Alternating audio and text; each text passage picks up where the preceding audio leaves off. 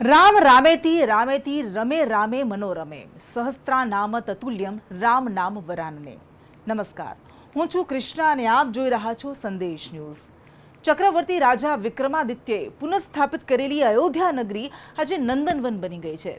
જ્યાં જુઓ ત્યાં માત્ર ને માત્ર પ્રભુ શ્રી રામના દર્શન થઈ રહ્યા છે.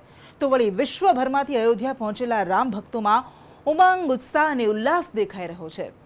અયોધ્યા નગરીનું વાતાવરણ તો જાણે એવું બની ગયું હોય કે આપણે સૌ ત્રેતાયુગમાં પ્રવેશી ગયા હોઈએ. આ ત્રેતાયુગનો અનુભવ કરવા સંદેશ ન્યૂઝની ટીમ અયોધ્યા નગરી પહોંચી છે, જે વિશે વધુ માહિતી જાણીએ મારા સહયોગી બંસી પાસેથી.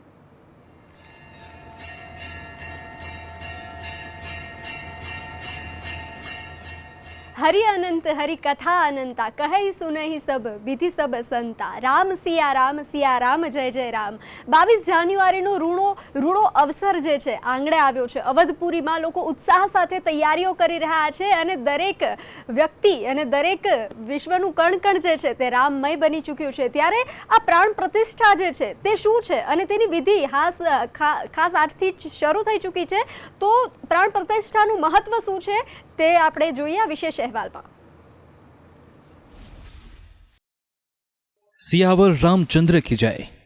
500 વર્ષના અજ્ઞાતવાસ બાદ પ્રભુ શ્રી રામલલ્લા સરયુ કિનારે ભવ્યાતિ ભવ્ય નીચ મંદિરમાં બિરાજી રહ્યા છે. જે ધન્ય ઘડીની સદીઓથી રાહ જોવાતી હતી એ ઘડી હવે નજીક આવી રહી છે અને જે પ્રાણ પ્રતિષ્ઠા મહોત્સવની કાગડોળે રાહ જોવાતી હતી તેની પ્રાથમિક વિધિનો અયોધ્યામાં મંગળવારથી શુભારંભ થયો છે. વૈદિક મંત્રોચ્ચાર સાથે અનુષ્ઠાન શરૂ થયા છે, જે અનુષ્ઠાન 21 જાન્યુઆરી સુધી ચાલશે. 121 વૈદિક આચાર્યોએ સંપૂર્ણ કર્મકાંડ અને મંત્રોચ્ચાર સાથે કર્મકુટી પૂજન સંપન્ન કરાયું.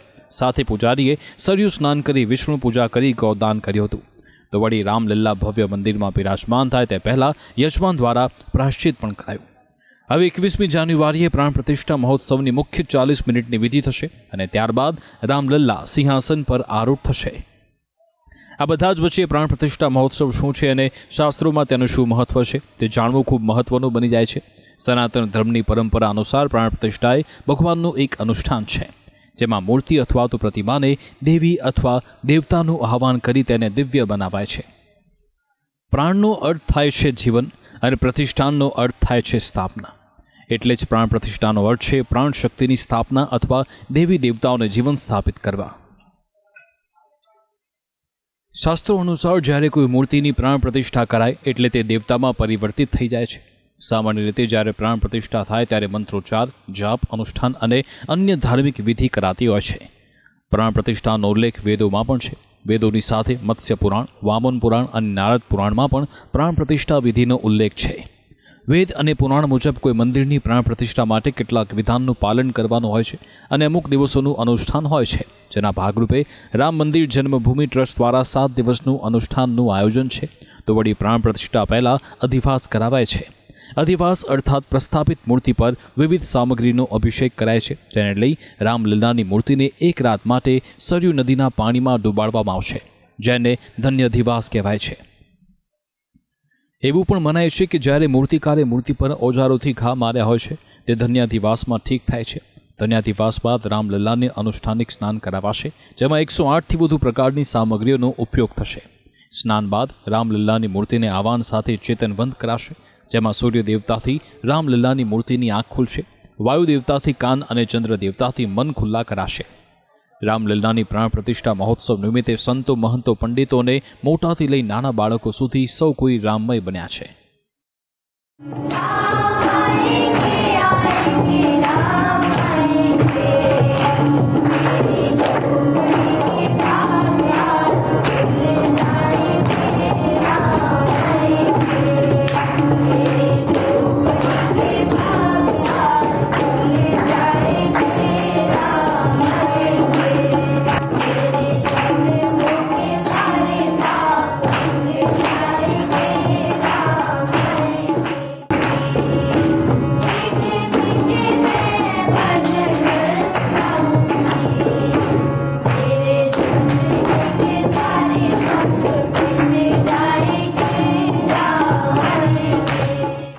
અવધપુરીના બાળકો તો રામમય છે, પણ ભારત માતા મુકુટ સમા જમ્મુ કાશ્મીરમાં પણ જય શ્રી રામની ગૂંજ સંભળાઈ રહી છે.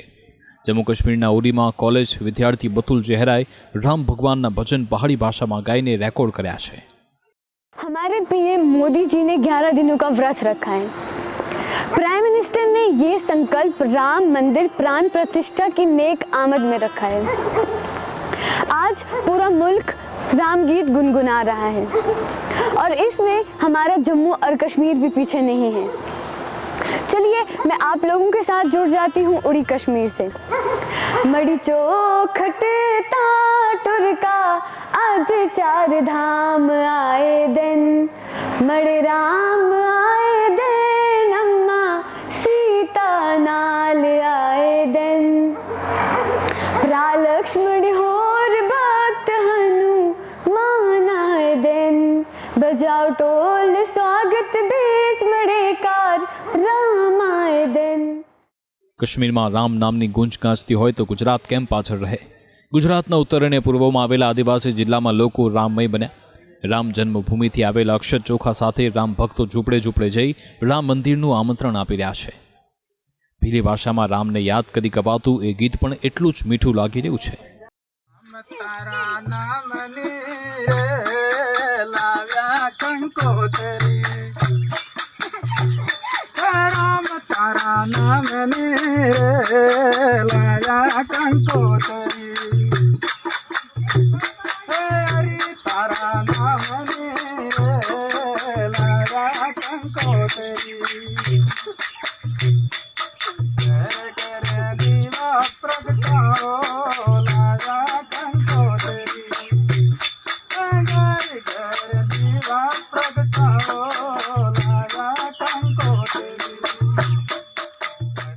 વનવાસી પરિવારોની રામ ભક્તિ તો એટલી સુંદર લાગી રહી છે જાણે રામલલ્લા પોતે આમંત્રણ આપવા આવ્યા હોય.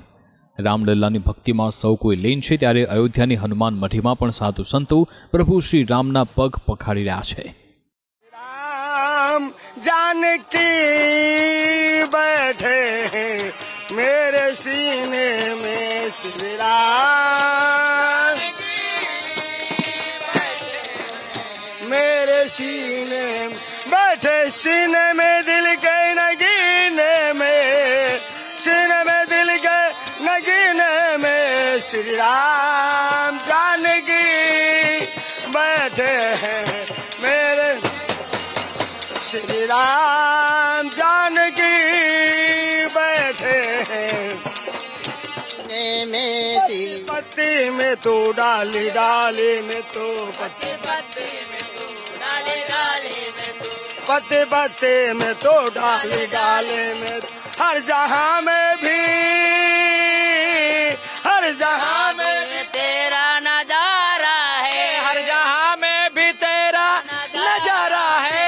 श्री राम जानकी बैठे हो मेरे सीने में. અયોધ્યાની ગલી ગલીમાં જય શ્રી રામનો નાદ ગુંજી રહ્યો છે. જ્યાં જુઓ ત્યાં માત્ર રામ ભક્તો જ છે. આ હજારો રામ ભક્તોને અયોધ્યા નગરીને સુગંધિત કરનાર 108 ફૂટ લાંબી અગરબત્તીને પ્રજ્વલિત કરાઈ. વડોદરાથી અયોધ્યા પહોંચેલી અગરબત્તીને રામ જન્મભૂમિ ટ્રસ્ટની પ્રમુખ શ્રી નૃત્ય ગોપાલદાસજી મહારાજે પ્રજ્વલિત કરી છે.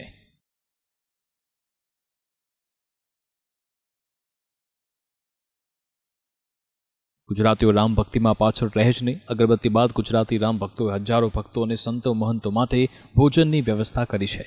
સાણંદ અને બાવળાથી હજારો ટન લોટ, હજારો ડબ્બા તેલ અને ઘી તથા હજારો કિલો બટેટા લઈ રામ ભક્તોએ અયોધ્યા નગરીમાં ભંડારો શરૂ કર્યો. ગુજરાતના 200 ભક્તો દિવસ અને રાત જોયા વગર આવનાર સૌ કોઈને ભોજન કરાવી રહ્યા છે. અવધના આંગણે અવસર રૂડો આવ્યો છે અને આ અવસરમાં સહભાગી બનવા આખો દેશ બેબાકળો છે. આખો દેશ પ્રભુ રામમાં રામ મગ્ન બની ગયો છે, રામ ઘેલો બની ગયો છે. અને આ જ અવસરમાં ભાગ લેવા માટે આખાય રાજ્યમાંથી, આખાય દેશમાંથી અને દુનિયાભરમાંથી લોકો આવી રહ્યા છે. આ જ પ્રવાહ અંતર્ગત ગુજરાતના સાણંદ અને એની આસપાસના જે ગામડાઓ છે તેથી અમદાવાદની આસપાસના ગામડામાંથી લોકો અહીંયા આવ્યા છે. બાવળા અને સાણંદના લોકો છે જેઓ અહીંયા અયોધ્યાની નગરીમાં આવીને એક ભંડારાનું આયોજન કર્યું છે. સાધુ સંતોને જે ભક્તો અહીંયા આવશે, રામ ભક્તો, એમના માટે સરસ મજાના જમવાની વ્યવસ્થા કરી છે. આ લોકોએ દિવસ રાત મહેનત કરીને એ લોકો સરસ મજાનું ભોજન તૈયાર કર્યા છે. પ્રસાદ છે પ્રભુ રામ માટેનો, આ ભાવ છે ભગવાન રામ માટેનો. અને આ ભાવ સાથે અહીંયા જય શ્રી રામની ધૂન સાથે આ મહિલાઓ છે, આ બહેનો છે જેઓ રોટલી બનાવી રહી છે અને સરસ મજાનું અહીંયા ભોજન તૈયાર કર્યા છે. આ એટલા કેટલાક સ્વયંસેવકો છે પ્રભુ રામના દર્શન કરીને પોતે ધન્યતા અનુભવી રહ્યા છે. પરંતુ આ એ પવિત્ર જગ્યા છે હનુમાનગઢીના મહંત કલ્યાણદાસજી મહારાજની આ જગ્યા છે, જેમાં આ સરસ મજાના કાર્યક્રમનું આયોજન થયું છે. એ મહંત સાથે પહેલી વાતચીત કરીએ ને ત્યારબાદ આપણે ગુજરાતી જે લોકો અહીંયા આવ્યા છે, રામ ભક્તો છે, એમની સાથે વાત કરીશું. महाराज जी, स्वागत है संदेश न्यूज पर आपका. ये जो आयोजन गुजरात के लोगों की ओर से किया गया है, क्या कहेंगे आप उसके बारे में? जय श्री राम, जय हनुमान जी महाराज की. भक्त जो आएंगे यहाँ उनको प्रसाद खिलाया जाएगा और 17 तारीख से 10 तारीख तक इसका आयोजन हुआ है. રામચંદ્ર ભગવાનની પ્રાણ પ્રતિષ્ઠા છે એટલે જય શ્રી રામ, જય શ્રી રામ. તો અમે દરેક સામાન અમે ઘરેથી અમદાવાદ બાવળાથી લઈ 4 લક્ઝરી 4 ટ્રક લઈ અને 200 માણસ આવ્યા છીએ. આજે અમારા આયા 8 દિવસ થઈ ગયા છીએ અને હવે અમે 27 તારીખ સુધી આ ભંડારા માટે રવાના છીએ અને દરેક માણસના પ્રસાદી ખવડાવવાના છીએ અને લાભ લઈ અને અમે ભગવાનના દ્વાર પગે લાગી અને પાછા અમદાવાદ રિટર્ન થવાના છીએ. કમસે કમ 30 થી 40 હજાર માણસનું અમે જમણવાર બનાવવાના છીએ અને અમે જમણવારમાં પૂરી છે, સબ્જી છે અને બુંદી છે. આમ તો ખરેખર અહોભાગ્ય કહેવાય અમારા સાણંદ તાલુકો અને બાવળા તાલુકો. આ મિત્ર મંડળ એવું છે કે આવા નાના મોટા કાર્ય કોઈ પણ જગ્યાએ ચાલતા હોય, અયોધ્યા હોય, રામ મંદિર હોય કે પગપાળા યાત્રા ગુજરાતમાં કોઈ પણ જગ્યાએ જતા હોય તો આ મિત્ર મંડળ ખરેખર દરેક જગ્યાએ તન મન અને ધનથી સેવા કરતું હોય છે. આજ અમે જ્યાં જઈએ છીએ ત્યાં અમે અમારા ભાગ્યશાળી કહેવાય કે અમને આ મોકો મળ્યો. જય શ્રી રામ, જય શ્રી રામ. અને આ રસોડું ચાલી રહ્યું છે એમનું. સરસ મજાનું અહીંયા ફૂડ તૈયાર કરી રહ્યા છે આ લોકો, પ્રસાદ તૈયાર કરી રહ્યા છે. અને આ બુંદીનો પ્રસાદ છે.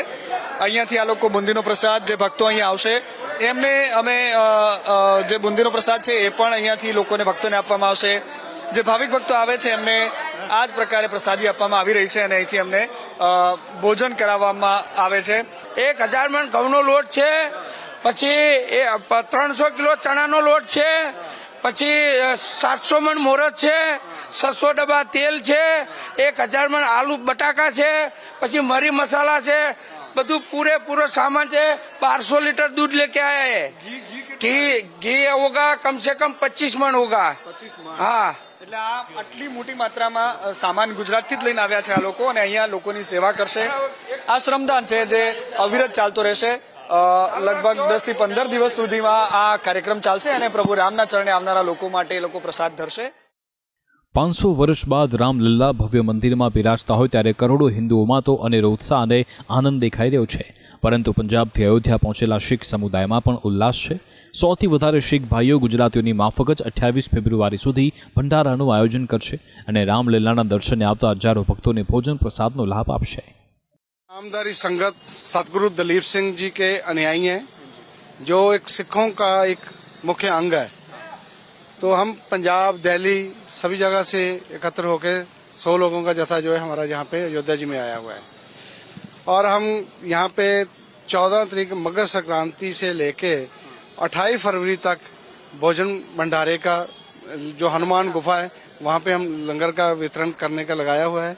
और हम प्राण प्रतिष्ठा कार्यक्रम में आमंत्रित है हमारे गुरुजी. तो उसके लिए हमने अपने नामधारी समाज को या अन्य जो समाज के लोग हैं सभी को गुरुजी ने बोला है दिवाली की तरह इस पर्व को मनाया जाए, पटाखे चलाए जाएं, मठियाइयाँ बांटी जाए, घर में दीपमाला की जाए. तो उसके लिए नामधारी संप्रदाय अग्रणी होकर लगा हुआ है. प्रभु राम हमारे पूजनीय गुरु हैं, हम उनको मानते हैं, इसलिए नामधारी सिख समाज यहाँ पे आया है. नामधारी हिंदू और सिख जो है नाखून और मांस का रिश्ता है और ये कभी अलग हो नहीं सकता, इसलिए सिख समाज भी यहाँ पे. जैसे एक श्रद्धालु की, एक भक्त की अपने भगवान के प्रति होती है, सेम वही जैसे हमारी गुरु नानक के लिए, गुरु गोविंद सिंह जी के लिए, वैसे ही भगवान राम के लिए. गुरु ग्रंथ साहब में पता नहीं मैं कितनी बार बताऊं कि भगवान राम का नाम आ रहा है. सारी व्यथा जो है उनके जीवन की अलग अलग शब्द कीर्तन में गुरु साहिबान ने बयान की है, तो इसलिए वो हमारे आदरणीय हैं. अब भगवान कृपा करता किसी पर तब ये काम होता है. मोदी जी से काम ले रहे हैं वो, भगवान राम की कृपा है उन पर, तब ये काम हो रहा है. हाँ जी. શીખ હોય કે હિન્દુ, અત્ર તત્ર સર્વત્ર પ્રભુ શ્રી રામનો જય જયકાર છે. ત્યારે રામ મંદિર આંદોલનમાં અનેક કાર સેવકોએ બલિદાન આપ્યા હતા, જેમાં હજારો હિન્દુઓની સાથે શીખ સમુદાય પણ સામેલ હતો. જે તે વખતના વિશ્વ હિન્દુ પરિષદના વડા અશોક સિંઘલ સહિત 125થી વધુ કાર સેવકોને પોતાની હવેલીમાં રક્ષણ આપનાર ઓમ ભારતી દેવીને રામ મંદિરની પ્રાણ પ્રતિષ્ઠામાં સામેલ થવાનું આમંત્રણ મળ્યું છે. मंत्रण पत्र देख करके तो खुशी के आंसू छलक गए, क्योंकि हम लोगों ने तो इसी दिन की कल्पना की, इसीलिए लड़े थे. हमें विश्वास भी था कि हम लड़ेंगे और जीतेंगे. सत्य कभी पराजित नहीं होता है. और फिर रावण वध तो करना हमारी परंपरा में है. तो ये जितनी राक्षसी वृत्तियां थी उनका वध मुहर लगा करके जनता ने कर दिया. રામ મંદિરના નિર્માણની આ ઘડી ન માત્ર કાર સેવકો અને રામ ભક્તો પરંતુ સર્વે સનાતન ધર્મના લોકોની આંખોમાં ખુશીના આંસુ લાવે તેવી ઘડી છે. મનીષ પુરોહિત, સંદેશ ન્યૂઝ, અયોધ્યા.